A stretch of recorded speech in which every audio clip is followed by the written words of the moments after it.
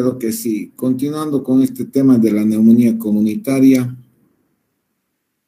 hay que saber que para que se produzca una neumonía, la vía aérea superior normalmente está colonizada por gérmenes.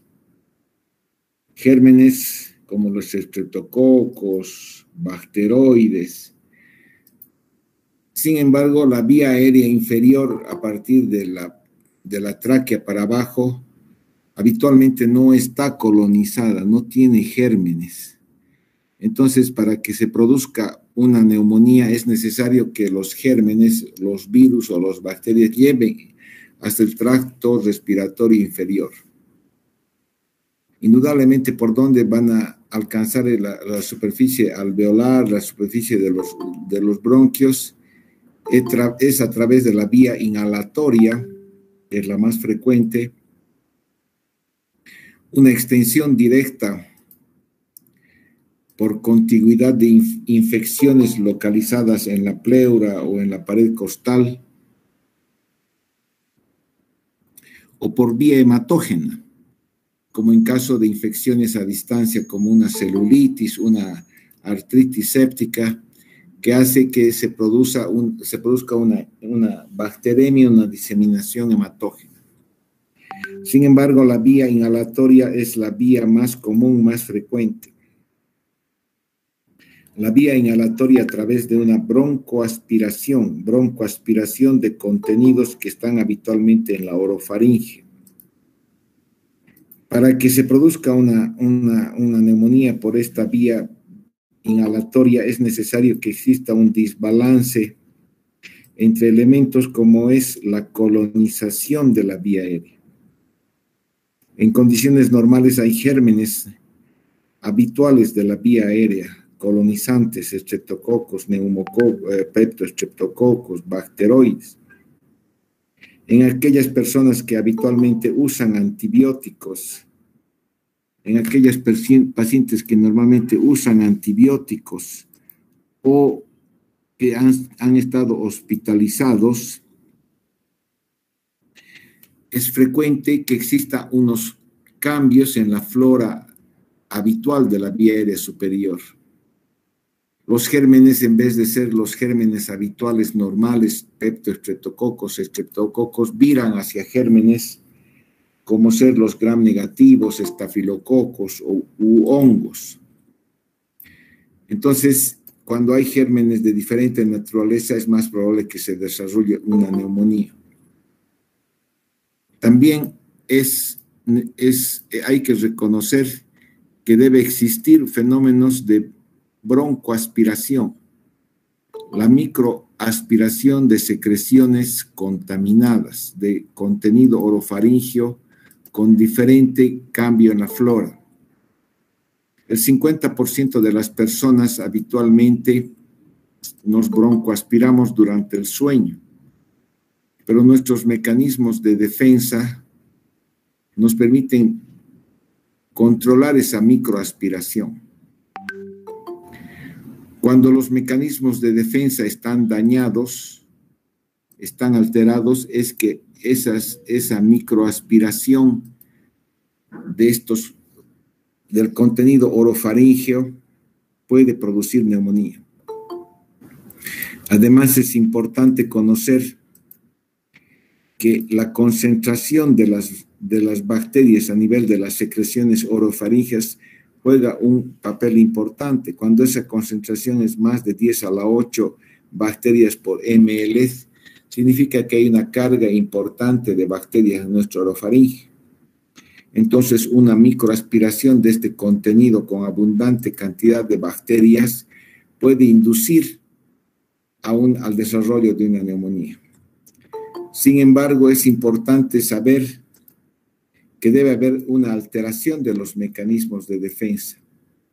Una alteración de los mecanismos de defensa. Estos mecanismos de defensa pasan por el reflejo tusígeno, que está por sensores que están a nivel de la glotis, que ante la llegada de cualquier cuerpo extraño a nivel de la glotis inducen el reflejo de la tos. Por eso decíamos que a veces no es prudente usar antitusígenos, porque el reflejo tusígeno es un mecanismo de defensa que nos ayuda a defendernos de las microaspiraciones. La barrera mucociliar. Hay que recordar que la mucosa de la tráquea y los bronquios tiene secreciones, produce una secreción mucosa. El epitelio bronquial tiene glándulas mucosas que producen una secreción mucosa. Esa secreción mucosa filante adhiere los cuerpos extraños, adhiere las bacterias, y por la acción de los cilios que existe en el epitelio respiratorio, entonces esta secreción mucosa es llevada hacia la parte superior y expectorada en forma de una flema que nosotros eliminamos todos los días. Hay también una barrera inmunohumoral que está dada por la presencia de ciertos anticuerpos, inmunoglobulinas a nivel de la superficie de los epitelios, sobre todo la inmunoglobulina A y la G. Y el mismo surfactante que está presente a nivel de los alvéolos es una sustancia el surfactante es una sustancia que permite estabilizar los alvéolos. Los alvéolos son como globitos que se mantienen abiertos para permitir la llegada del aire. En condiciones, si no existiera surfactante, estos espacios aéreos que se llaman alvéolos se colapsarían y obviamente tendríamos un alvéolo colapsado. El surfactante es la sustancia tensioactiva que permite mantener a los alvéolos abiertos y al mismo tiempo es una sustancia que atrapa cualquier elemento o bacteria que llega hasta los alvéolos y hace que pueda expulsarse. Y en la presencia de macrófagos a nivel alveolar. A nivel alveolar siempre existen macrófagos, elementos de defensa celular, que van a inducir rápidamente una respuesta inflamatoria ante la llegada de cualquier microorganismo a los alvéolos. En la fisiopatología de la neumonía comunitaria, cuando una bacteria o un virus llega a los alvéolos en cantidades importantes, con una carga bacteriana o viral importante, entonces produce una respuesta inflamatoria a nivel alveolar, iniciada por los macrófagos y seguida por la activación de los linfocitos, la generación de citoquinas y la producción de un infiltrado inflamatorio a nivel de los alvéolos, secreciones a nivel de los alvéolos. Entonces los alvéolos se van a llenar de una secreción purulenta. Los alvéolos al estar llenos, no van a permitir que exista una ventilación. Entonces va a existir alvéolos llenos de secreción, no ventilados, pero todavía perfundidos. Los capilares alveolares siguen circulando sangre. Entonces, esta alteración de la relación ventilación-perfusión, donde existe alvéolos no ventilados y perfundidos, se llama shunt, cortocircuito intrapulmonar, lo que equivale a decir que existe una relación ventilación-perfusión de cero. No hay ventilación y hay perfusión. La presencia de estos cortocircuitos, de estos shunts intrapulmonar, y dependiendo la magnitud del compromiso pulmonar que nosotros tengamos, se va a reflejar en producir lo que es una hipoxemia, una disminución en el intercambio gaseoso, una alteración del intercambio gaseoso y por lo tanto una disminución en el nivel de sangre. Inicialmente, cuando nosotros tenemos hipoxemia, uno de los primeros reflejos para compensar la baja en la concentración de oxígeno en la sangre es aumentar la frecuencia respiratoria. Entonces entramos en una hiperventilación secundaria que se va a reflejar en una disminución del nivel de CO2. Se va a reflejar en una alcalosis respiratoria. Todos los cambios gasométricos que se presentan en una neumonía en un principio es hipoxemia con alcalosis respiratoria.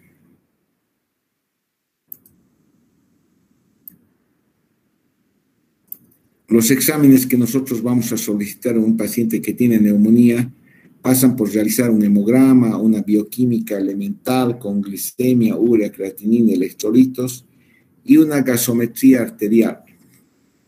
La gasometría arterial nos permite detectar la magnitud del daño en el intercambio gaseoso y nos va a permitir cuantificar si ese daño pulmonar es un daño pulmonar inicial o llega a lo que se llama el distrés respiratorio, dependiendo los niveles de PAFI que uno tenga. La PAFI es un índice de oxigenación que nos permite, que es la relación entre el nivel de PO2 dividido entre la concentración de oxígeno que uno respira. En condiciones normales en Cochabamba, a una altura de 2.560 metros sobre el nivel del mar y respirando aire ambiente que tiene una concentración de 21% de oxígeno, si nosotros dividimos una oxemia normal en Cochabamba, que es alrededor de 70, dividimos entre 21%, 0,21, obtenemos una PAFI de más de 300, que es una relación PAFI normal. Cuando esa relación está menos de 300, nos indica que esa persona está teniendo una alteración en el intercambio gaseoso. Y dependiendo la magnitud de la disminución de la PAFI, llamamos a eso a veces un daño pulmonar agudo, o si la disminución es menos de 100 de la PAFI, estamos frente a un distrés respiratorio. Es también útil tomar la saturación de oxígeno a nivel periférico. La saturación de oxígeno es una evaluación rápida, sencilla del nivel de oxigenación. Cuando una saturación de oxígeno está por debajo de 90% respirando aire ambiente en una persona que no tiene patología pulmonar crónica, hablamos que posiblemente esa persona tenga hipoxemia. Es necesario también hacer marcadores inflamatorios, como la proteína C reactiva o la procalcitonina, que son marcadores que nos indican la presencia de una enfermedad infecciosa inflamatoria aguda. Indudablemente el estudio más sencillo a realizar y el estudio más rápido para realizar es una radiografía de tórax. En una radiografía de tórax en forma típica en una neumonía adquirida a la comunidad, vamos a tener una imagen de aumento de densidad, una imagen de condensación, una zona blanca de aumento de densidad de límites a veces bien precisos y que tiene en su interior imágenes lineales aéreas que corresponden a los bronquios. Eso se llama radiológicamente un broncograma aéreo. Filtrado o una consolidación lobar con broncograma aéreo es diagnóstico de neumonía. La radiografía de tórax nos permite sobre todo localizar el nivel de lesión y la extensión de la lesión.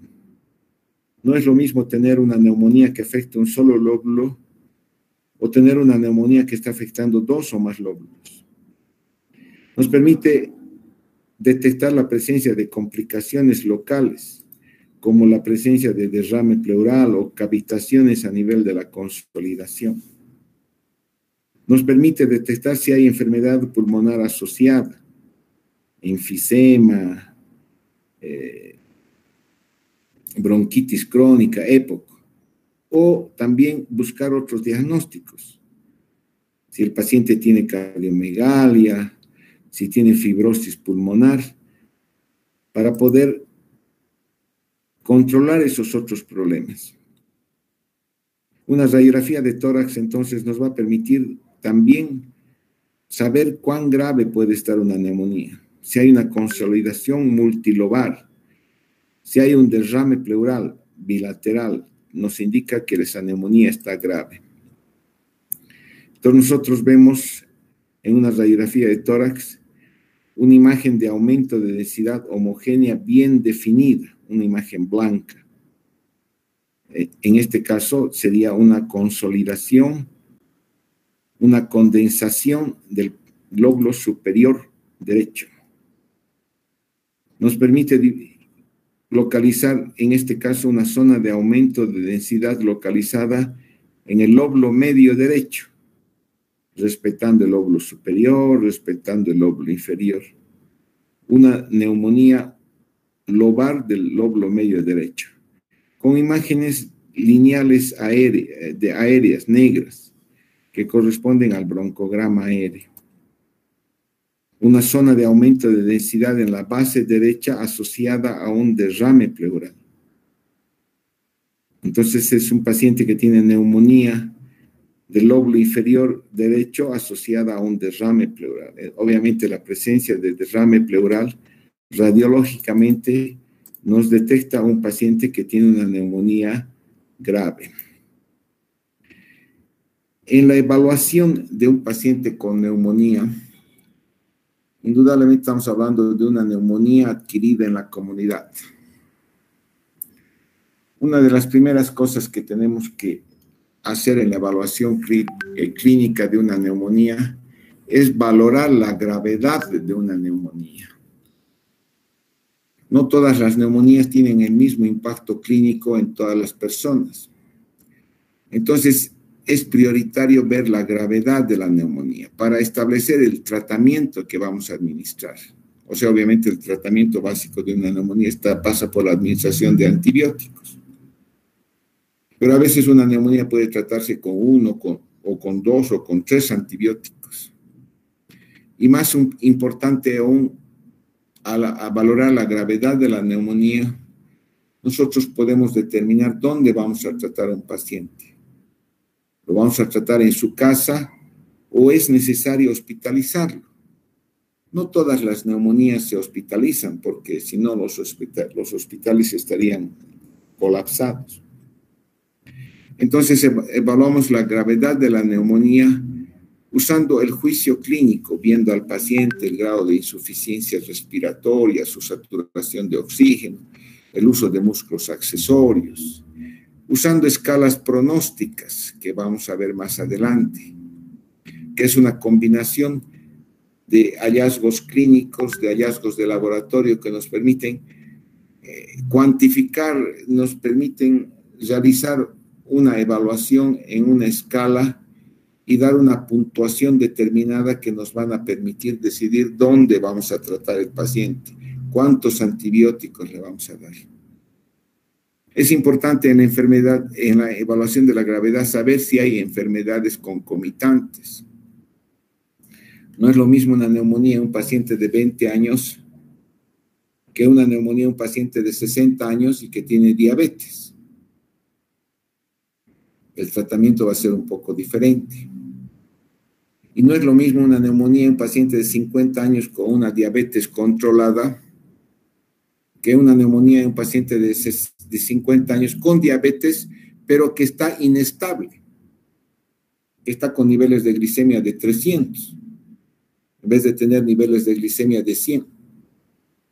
Entonces, no solamente es necesario determinar las enfermedades concomitantes, sino ver si esos cuadros concomitantes están estables o están inestables. Obviamente, si un paciente tiene una cardiopatía y tiene neumonía, va a ser diferente si ese paciente con cardiopatía, con neumonía y cardiopatía, su cardiopatía está en falla cardíaca. Entonces, el tratamiento va a ser diferente. Y aspectos sociales. Entonces, para evaluar la gravedad de una neumonía, empezamos a valorar los factores de riesgo. Los factores de riesgo implica que la presencia de estos factores de riesgo aumenta la mortalidad de una neumonía. Entonces, en estos pacientes con factores de riesgo, nosotros debemos considerar el uso de antibióticos o una combinación de antibióticos, o debemos considerar la posibilidad de ingresar a esos pacientes a centros hospitalarios. Cuando la edad es mayor de 65 años, cuando existen enfermedades crónicas coexistentes con la enfermedad pulmonar obstructiva crónica, diabetes mellitus, insuficiencia cardíaca, cardiopatía con insuficiencia cardíaca, enfermedad renal crónica, alcoholismo, hepatopatía crónica, o en pacientes inmunodeprimidos por enfermedades concomitantes como el SIDA, el cáncer, el uso de quimioterápicos, el uso de corticoides en forma crónica, pacientes que tienen enfermedades autoinmunes que usan corticoides, se consideran pacientes inmunodeprimidos. Entonces, en ese paciente el esquema de tratamiento va a ser diferente. Y en pacientes que tienen una hospitalización reciente.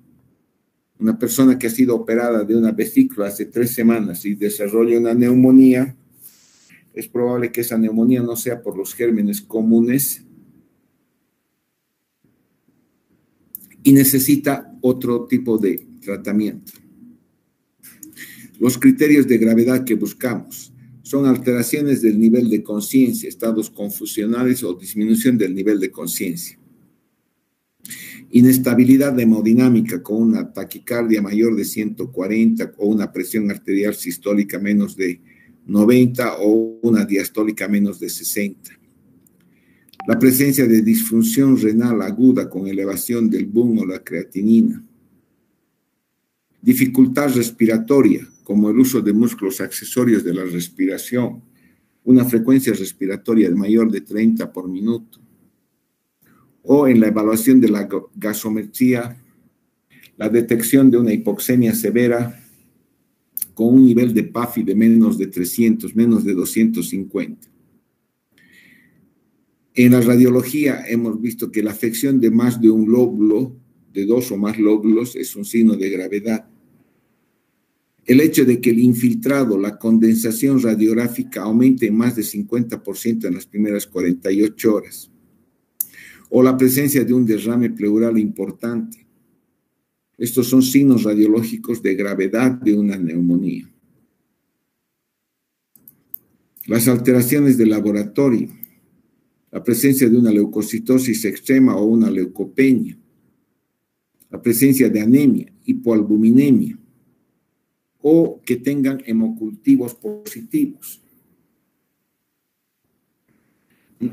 Las neumonías que van a producir bacteremias son alrededor de un 30% de las neumonías en las que se detecta un hemocultivo. Sin embargo, la presencia de bacteremias es un signo de gravedad. Una presentación inicial grave del paciente con neumonía que amerite internaciones en las unidades de terapia intensiva, que el paciente tenga un estado de coma o meningitis, que tenga una inestabilidad hemodinámica severa, que amerite el uso de vasopresores como la noradrenalina, adrenalina, dobutamina, o que la alteración del intercambio gaseoso sea tan severa, la hipoxemia sea tan severa, el nivel de PAFI sea menor de 150, menor de 200, lo que indica un distrés respiratorio y obviamente indica la necesidad de tener una asistencia ventilatoria o la necesidad de hemodiálisis o la presencia de una coagulación intravascular diseminada.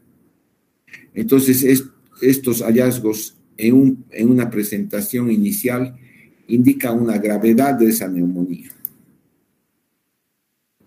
Todos estos criterios de gravedad de la neumonía se han agrupado en scores de gravedad, en escalas de gravedad. Estas escalas de gravedad, una de las más usadas es el CRUB 65 y el PSI, que inicialmente fueron ideadas sobre todo para decidir qué pacientes pueden ser tratados en su domicilio y qué pacientes requieren internación. No reemplazan el juicio clínico, o sea, si ustedes ven a un paciente con una marcada dificultad respiratoria, con alteración del estado de conciencia, puede que tengan un CRUB de apenas 2 o 3 puntos. Entonces es el juicio clínico el más importante. De estas escalas, la escala que es el PCI, es una escala muy larga que toma en cuenta muchos parámetros, pero que sí se usa como para valorar la gravedad de la neumonía, pero nadie se acuerda de tantos parámetros. Cuando estos puntajes sumados en la escala de Fine superan los 90 puntos, son pacientes que tienen un alto riesgo de morbi y mortalidad. Y obviamente son estos pacientes que tienen más de 90 puntos. Más de 70 puntos implica la necesidad de hospitalización. Se ha determinado que cuando el puntaje es más de 70 puntos, la mortalidad aumenta. Y obviamente en forma progresiva esa mortalidad puede llegar a ser a más de 30, hasta el 50% en aquellos pacientes que tienen un puntaje muy elevado. Entonces, en estos pacientes que tienen más de 70 puntos, es necesario hospitalizarlos, incluso en unidades de terapia intensiva.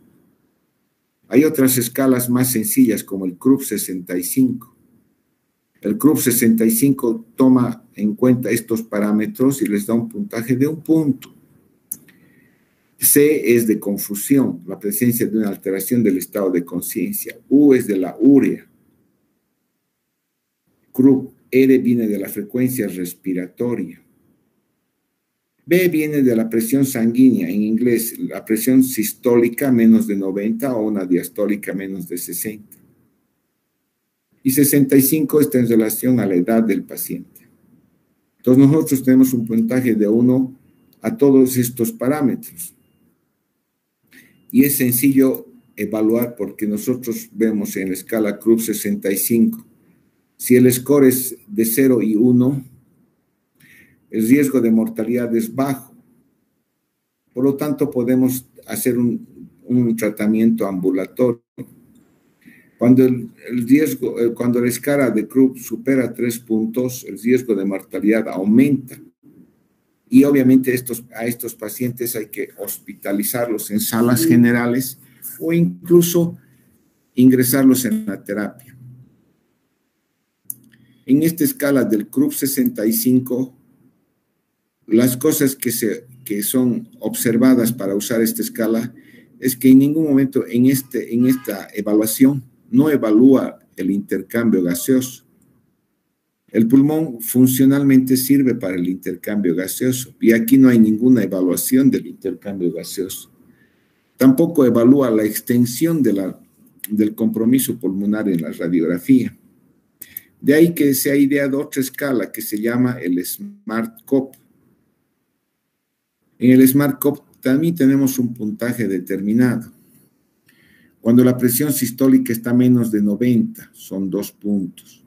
Si en las radiografías detectamos afección multilobar, si la albúmina está baja, cuando la frecuencia respiratoria está más de 30, cuando hay una taquicardia más de 110, cuando hay una alteración de la confusión, cuando hay una hipoxemia con una oxigenación baja o una PAFI menos de 250, y obviamente cuando el pH también está bajo.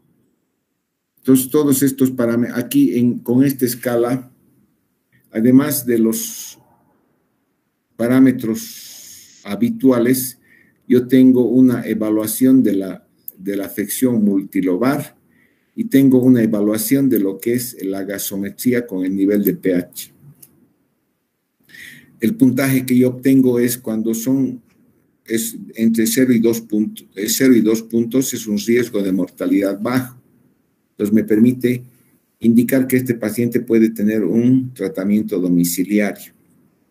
En aquellos pacientes que tienen un puntaje mayor de 5 puntos, el riesgo de mortalidad supera el 30% y por lo tanto hay que hospitalizarlos o hay que incluso llevarlos a terapia intensiva. Y una vez hospitalizados los pacientes,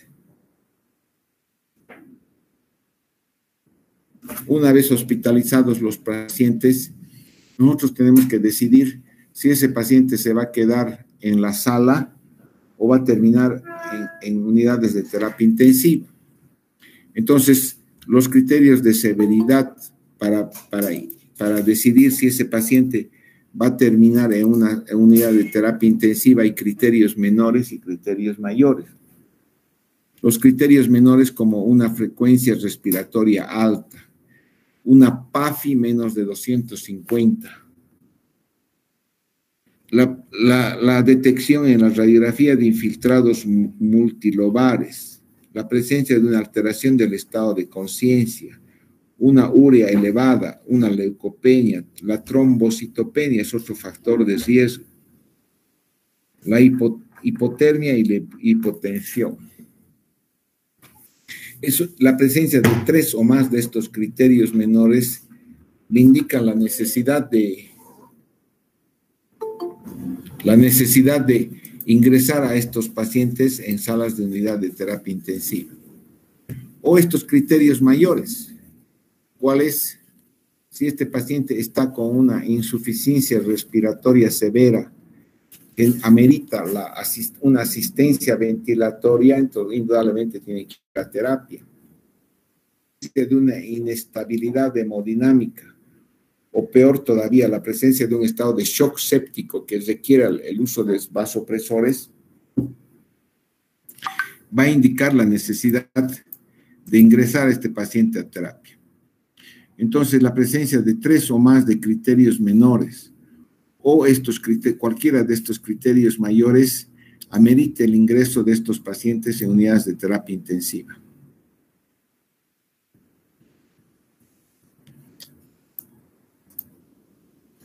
Una vez que ingresa un paciente a un hospital, hay que tratar de hacer un diagnóstico microbiológico para tratar de identificar cuál es el germen causante de esa neumonía.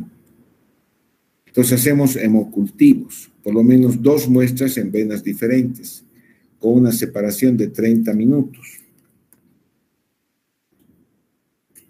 Cuando detectamos hemocultivos positivos, indica que eso es una neumonía comunitaria grave bacteriémica. Los hemocultivos, como les dije hace rato, es positivo en menos del 20%. Los hemocultivos son necesarios realizar sobre todo en aquellos pacientes que tienen enfermedad crónica o que están inmunodeprimidos. Si nosotros detectamos en los estudios de radiografía o ecografía pleural torácica la presencia de líquido pleural, de derrame pleural, en el curso de una neumonía, nosotros tenemos la obligación de evacuar ese líquido pleural haciendo una toracocentesis para poder hacer una evaluación, para determinar si ese líquido pleural es un derrame paraneumónico simple o un derrame paraneumónico complicado. Un derrame paraneumónico complicado implica que ese derrame puede terminar siendo un exudado. Entonces, nosotros tenemos que determinar si ese derrame paraneumónico complicado tiene criterios de un empiema o un derrame, un exudado complicado, usando los criterios de Light que van a ver cuando vean el tema de derrame pleural. Y obviamente, si nosotros detectamos un derrame paraneumónico complicado o un empiema, hay que realizar el tratamiento correspondiente. En el líquido pleural lo que uno pide es cultivo aeróbico y anaeróbico, y también pedimos detecciones de antígenos en el líquido pleural, sobre todo para el Mycoplasma pneumoniae y la Legionella.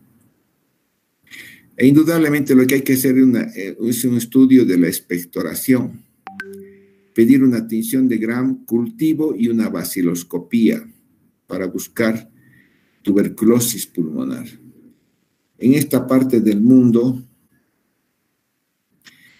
toda patología respiratoria que dura más de 2 semanas, que tiene tos con expectoración, siempre hay que pedir baciloscopía, porque la incidencia de tuberculosis es alta y siempre debemos buscar ese posible diagnóstico.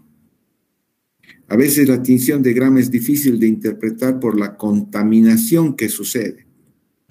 Indudablemente la secreción que sale de los bronquios tiene que pasar por la vía aérea y a veces se contamina con saliva. Entonces en el cultivo crecen gérmenes normales, habituales, y son difíciles de interpretar. Entonces, para valorar qué grado de contaminación de las secreciones alveolares se ha producido, es necesario valorar la calidad de la muestra. Es necesario saber si esa expectoración está contaminada con la saliva. Y nosotros vamos a poder determinar eso por la presencia en la tinción de Gram de células epiteliales. Cuando hay un exceso de células epiteliales, más de 25 células por un campo simple, entonces nos indica que esas células epiteliales son producidas, están presentes, son células descamadas del epitelio respiratorio superior. Cuando nosotros en la tinción de Gram no detectamos la presencia de polimorfonucleares y hay puras células epiteliales, eso también nos indica que esa muestra está contaminada. Una buena muestra de expectoración que no indique contaminación con las secreciones de la vía aérea superior es aquella muestra que tiene escasa cantidad de células epiteliales y una abundante cantidad de polimorfonucleares. Y además, cuando en la tinción de Gram nosotros encontramos muchos gérmenes, Gram positivos, Gram negativos, cocos, cocobacilos, bacilos, o sea, varios tipos de gérmenes, es muy probable que esa muestra haya sido contaminada con la secreción de la vía aérea superior. El observar una sola morfología bacteriana en la tinción de Gram nos indica que posiblemente es una buena muestra. O sea, una buena muestra de secreción de expectoración está indicada por la ausencia o una mínima cantidad de células epiteliales, la presencia de abundante cantidad de polimorfonucleares y una sola morfología bacteriana en la tinción de Gram, o sea que solamente encuentren puro cocos Gram positivos.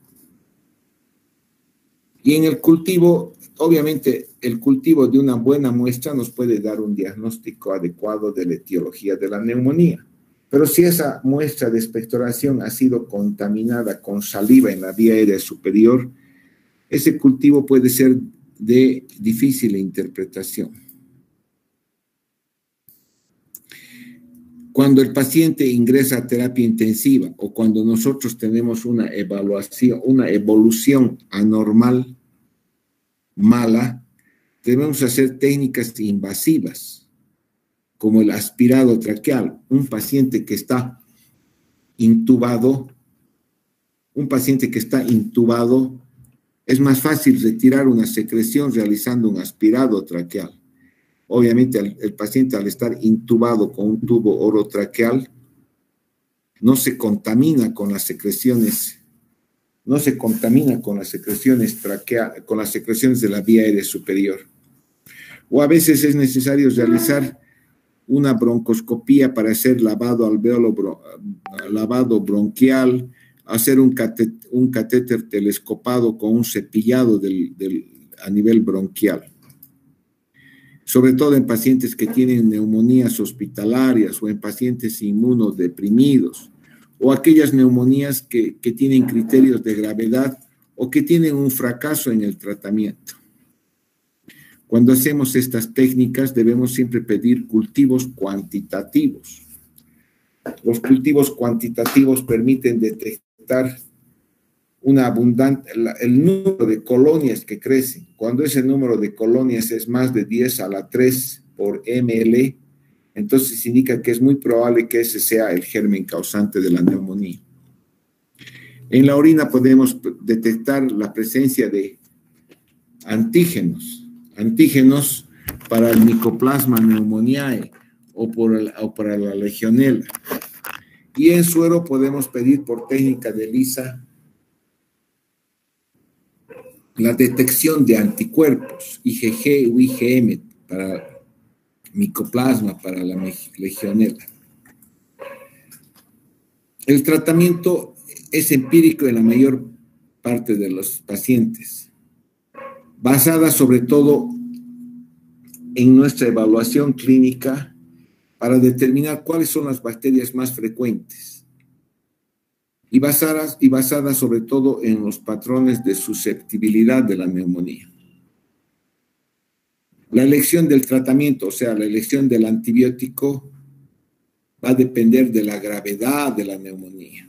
¿Qué antibiótico le vamos a dar? ¿Cuántos antibióticos le vamos a dar? Los factores de riesgo que tiene el paciente, basado en los criterios de gravedad. Es importante, y una de las maniobras terapéuticas que ha demostrado que reduce la mortalidad de una neumonía, es la administración precoz de antibiótico. O sea, una vez que nosotros tenemos una sospecha clínica de una neumonía, tomada una radiografía que tarda muy poco, debemos nosotros administrar antibiótico en la primera hora. Si se administran antibióticos en las primeras 4 o 8 horas y mejor en la primera hora del diagnóstico, esta sola maniobra disminuye la mortalidad de los pacientes. Y la duración de este tratamiento antibiótico debe ser alrededor de 5 a 7 días. Cuando la evolución clínica es buena. Sin embargo, podemos prolongar este tratamiento antibiótico si el paciente tiene una fiebre persistente que dura más de 72 horas, si tiene una inestabilidad clínica con una tendencia a la taquicardia, a la hipotensión, manteniendo una oxigenación mala. Si nosotros inicialmente le hemos dado un tratamiento antibiótico inadecuado, o cambiamos o prolongamos el tratamiento. Si nosotros detectamos la presencia de complicaciones pulmonares o extrapulmonares. ¿Y qué antibiótico vamos a elegir? En una neumonía comunitaria simple podemos elegir entre los beta-lactámicos, las cefalosporinas, las fluorquinolonas y los macrólidos. Todas estas familias de antibióticos tienen la cualidad de que actúan sobre todo para los gérmenes gram positivos. Para los gérmenes gram positivos, el neumococo, que son los causantes más frecuentes de una neumonía comunitaria. Dentro de los beta-lactámicos, el de mejor elección es la amoxicilina, aunque también pueden elegir penicilina, pero sin embargo, en los últimos años se ha detectado que el neumococo, que es el germen más causante de la neumonía, tiene un 30% de resistencia a las penicilinas.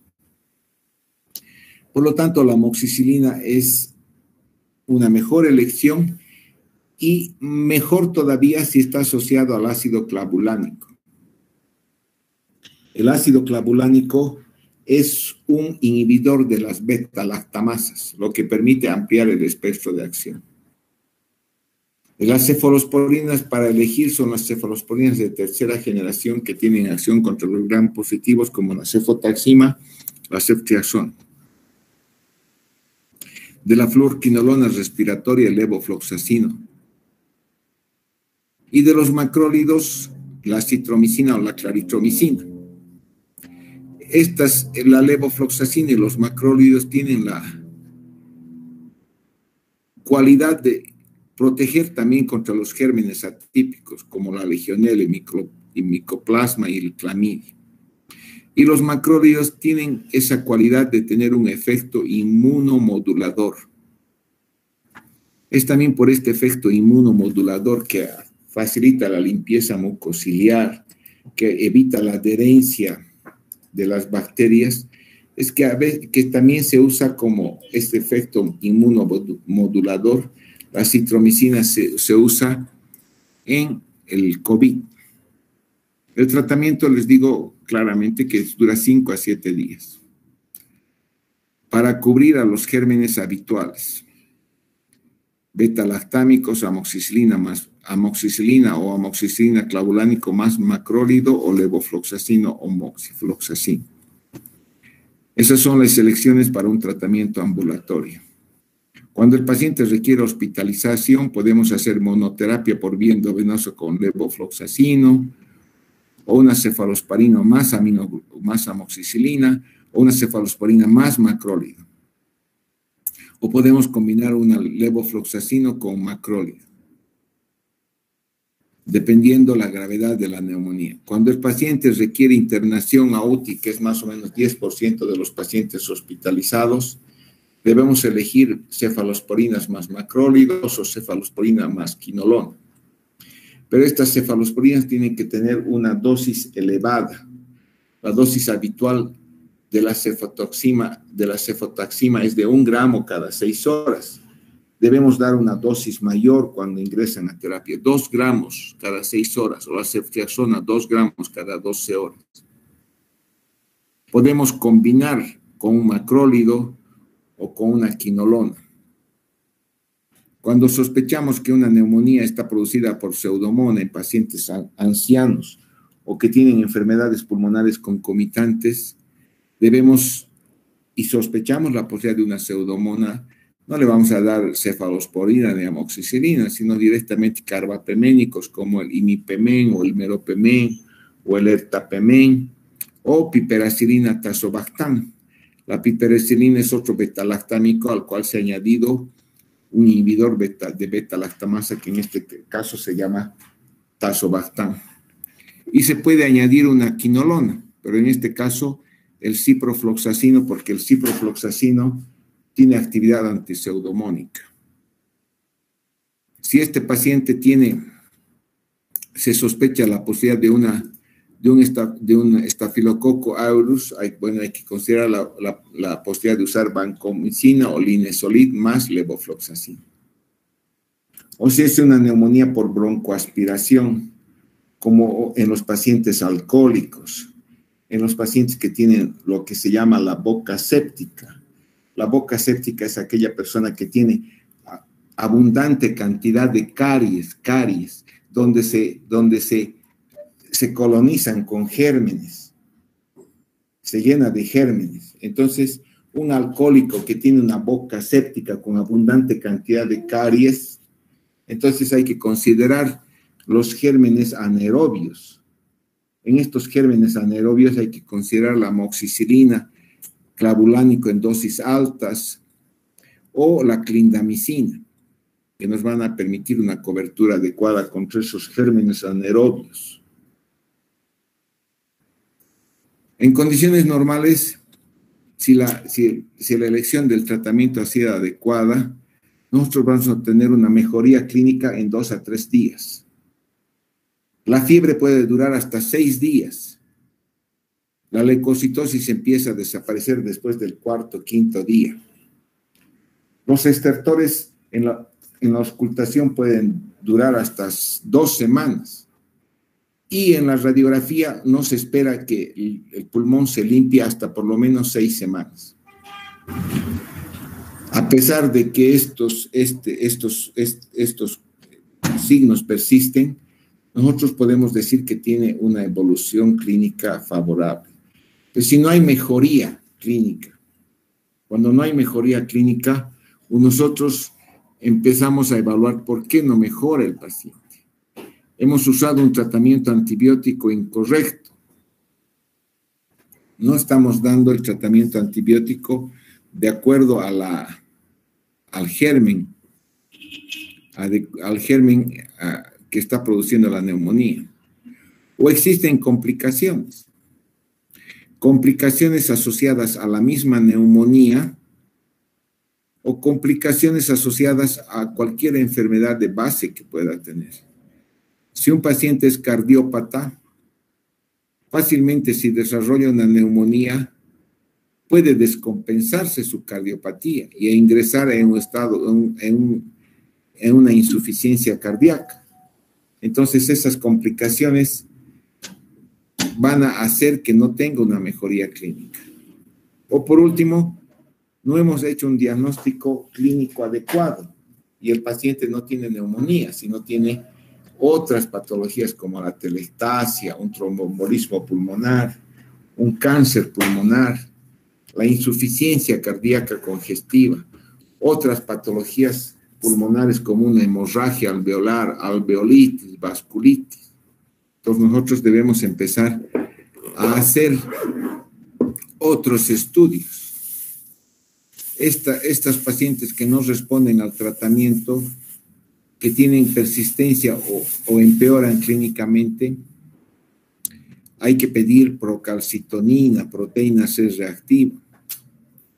Si a los 3-4 días estos niveles de proteína C reactiva aumentan o disminuyen en menos del 50%, entonces nosotros consideramos una mala evolución. Puede haber también neumonías de lenta resolución, aquellas neumonías cuya imagen patológica persiste más de 6 semanas. Debemos buscar, cuando no hay mejoría clínica, complicaciones de la neumonía. Si se está formando un absceso, una cavitación, sobre todo cuando la etiología es por estafilococo, por gram negativos. Si hay un derrame paraneumónico complicado, con un exudado complicado o la presencia de un empiema pleural. Si hay un derrame paraneumónico, hay que hacer toracocentesis diagnóstica y evacuar el derrame. Y si se determina que realmente es un derrame complicado, un empiema, es un drenaje bajo sello de agua. A veces es necesario incluso instilar fibrinolíticos locales para permitir el drenaje de la neumonía, o por último, a veces hacer toracotomía con decorticación pleural cuando el derrame pleural es importante y no cede con un sello de tórax simple. Hay que hacer una reevaluación clínica completa. Una evaluación microbiológica haciendo técnicas invasivas y no invasivas, broncoscopía, buscar otra etiología como la tuberculosis, hongos, hacer una tomografía, repetir la placa de tórax para evaluar la pleura, el mediastino o buscar otra etiología. Y por último, si después de esta evaluación clínica concluimos que sigue la sospecha de un proceso infeccioso pulmonar, entonces quizás hay que cambiar de antibióticos. Usar antibióticos como los carbapeménicos o piperacilinas más quinolonas o vancomicina, linezolid, y ajustar estos antibióticos de acuerdo a los resultados del cultivo. Obviamente los cultivos que se han tomado en un principio a veces tardan 3-4 días en llegar el resultado. Y resulta con que tenemos una neumonía por una Escherichia coli y le estábamos dando solamente amoxicilina. Entonces, de acuerdo a los resultados del antibiótico, el antibiograma que va a llegar, debemos readecuar el tratamiento. La morbimortalidad de una neumonía es una interacción de todos estos factores. Factores del huésped, como la edad. No es lo mismo una neumonía en uno de 20 que uno de 65 años. La presencia de comorbilidades. Si existe una inmunodepresión. Está en relación al germen, a la virulencia del germen, a la carga bacteriana, al inóculo bacteriano que exista. está en relación al tratamiento antibiótico que hemos dado. Un tratamiento antibiótico precoz y adecuado. Si damos monoterapia o combinada, si damos la dosis adecuada, si tenemos un tratamiento precoz del estado de shock o del manejo ventilatorio. Todos estos factores influyen en la mortalidad de una neumonía. Y cuando la neumonía es grave, cuando tenemos neumonías comunitarias con criterios de gravedad, uno de los objetivos del tratamiento es modular el proceso inflamatorio. La inflamación es buena. La inflamación es una respuesta normal del organismo ante la presencia de gérmenes o patógenos extraños. Pero cuando esa inflamación se hace descontrolada, es lo mismo que en el COVID, empieza ese mismo proceso inflamatorio. La generación de citoquinas empieza a dañar el pulmón e empieza a dañar otros órganos. Por eso han demostrado que en la neumonía comunitaria grave, la administración de corticoides como la hidrocortisona por vía endovenosa, al modular el proceso inflamatorio, disminuye la gravedad de la neumonía. Ese es el tema de neumonía. ¿Tienen ustedes alguna pregunta?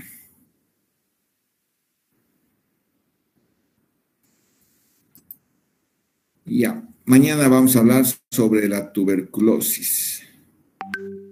¿Han escuchado o es que he hablado contra mi computadora durante una hora? Sí, doctor, se escucha. Nadie. Ya, gracias. Nos vemos mañana. Hasta luego. Hasta luego, doctor. Hasta luego, doctor.